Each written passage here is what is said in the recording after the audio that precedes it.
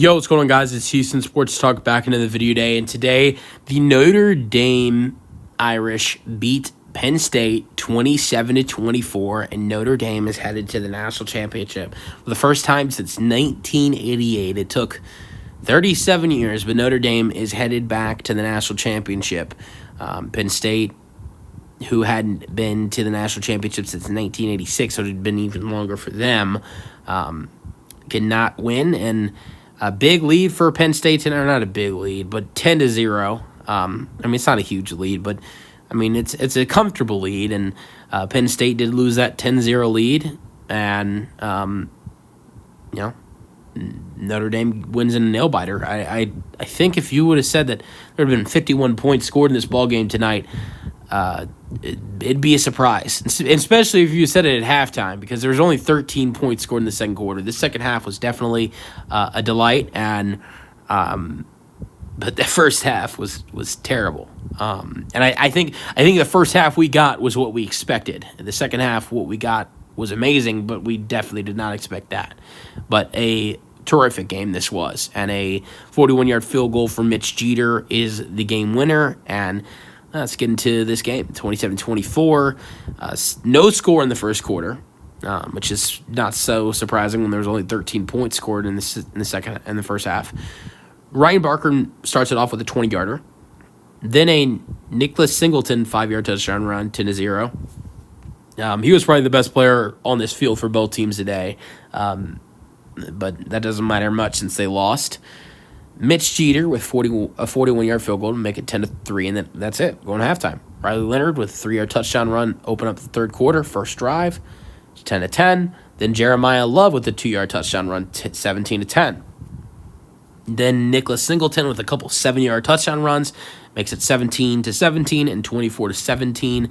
And this is kind of where, in the middle of all of this, it kind of looked a little bit dead for Notre Dame. Not dead, but it did not look good for A&M because for Notre Dame, because you have the 7-yard touchdown run for Nicholas Singleton, then Riley Leonard throws a pick, and then Nicholas Singleton with another 7-yard touchdown run. So, it's not like the game was over. The game was not over whatsoever, but hope was falling a little bit. But that's when you get a big play. 54-yard touchdown pass for Jaden Greathouse, and it's tied. This is where things really get interesting because Notre Dame has a drive after a Penn State punt, and they're trying to get into field goal range, and Riley Leonard gets sacked on 3rd and 5, and they have to punt back. I think Penn State got the ball back at the 15, started off with a big run for Singleton.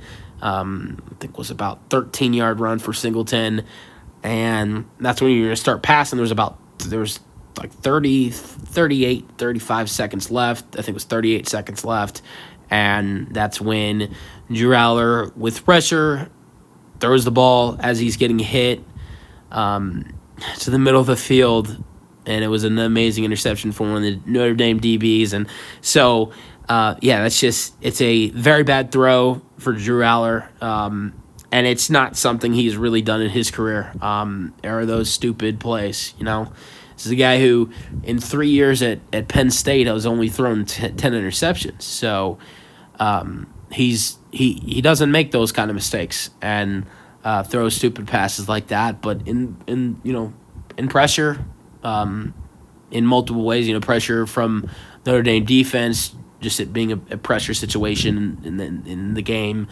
Aller makes a mistake that probably costed Penn State their season, because then obviously we see Notre Dame drive down the field, which wasn't really hard. Notre Dame got the ball at like the 40-yard line something, so they had to get a couple yards. They got like 20 yards, and a 41-yard field goal from Mitch Jeter wins the game. Or Penn State did throw it a couple times before the game was officially over, but still, still didn't really mean anything. Notre Dame won this one. Funny thing, I know Penn State wasn't a home team tonight, obviously, since this game was in Miami, right? But still, in this in this in these college football playoffs, there's not been a team with the lower seed that wins. So the higher seeds in the playoffs are still undefeated, which is interesting. But, all right, game leaders, Riley Leonard, 15 for 23, 223 passing yards, a passing touchdown, a couple picks. Drew Aller, 12 for 23, 135 passing yards, and a pick. Rushing yards, Jeremiah Love, 11 carries, 45 rushing yards, a touchdown. Nicholas Singleton, 15 carries, 84 rushing yards, 3 touchdowns. And then receiving yards, Penn State, they had Tyler Warren with 6 receptions for 68 receiving yards, and then Jaden Greathouse, not surprising, he's at the at the top since he had that big play. He had 7 receptions for 105 receiving yards and a touchdown. All right, let's go over some other stats. There was a little bit of a time at the end of the first half where Riley Leonard got banged up. They had to bring in backup Steve Engley, and he went 6 for 7 for 44 passing yards. Riley Leonard ran for 35 rushing yards with a touchdown. Wasn't a lot of running outside of that. Wide receiver Jaden Thomas had an 18-yard run. Katron Allen had 19 carries for 82 rushing yards. So it was mainly run for this Penn State team, but that's what it usually is. Aller ran for 17 yards. And also another interesting thing is that Aller did not complete a pass to a wide receiver. Six passes completed to tight end Tyler Warren. 2 completed to Nicholas Singleton, running back. Khalil Denkins had 2 receptions for 21 receiving yards, which he's a tight end. Luke Reynolds, another tight end, had 1 for 7 yards, and then it's not really a backup running back. It's more like a committee between Singleton and Allen. But Allen then had 1 for 6 yards. So no completions at all to any wide receivers in this game. Outside of Greathouse, and Anais Williams had 5 receptions for 66 receiving yards for the Fighting Irish, and Mitchell Evans had 5 receptions for 58 receiving yards. Jordan Faison had 2 receptions for 25 receiving yards. They were actually completing most of their passes to wide receivers. All right, that's really it. There were a couple fumbles. Backup quarterback Steve Angeli fumbled, but it wasn't a lost fumble, and Drew Aller did the same, not lost. Defensive stats. This isn't right. I don't know. It's saying that Penn State only had 1 tackle, but I know that's not true. But Rod Hurd had a sack for a tackle for loss. 2 sacks for Danny Dennis Sutton. 1 sack for top pick coming up, Abdul Carter. And 1 sack for Kazi Izzard.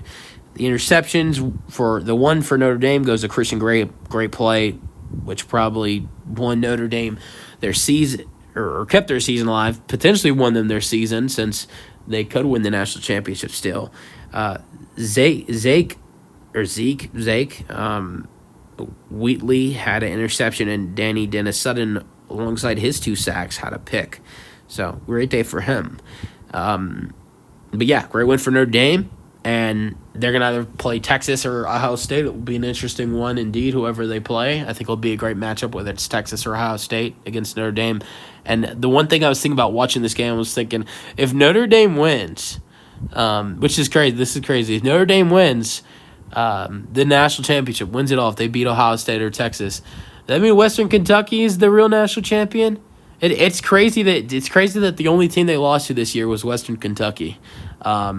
I think it will be funny if Notre Dame does win the national championship and the only team that beat them was Western Kentucky, who hadn't had like a ranked win in like 40 years or whatever it was. But let me know your thoughts on the 27-24 win for the Notre Dame Fighting Irish against Penn State. That's the video. Hope you guys enjoyed, and peace out.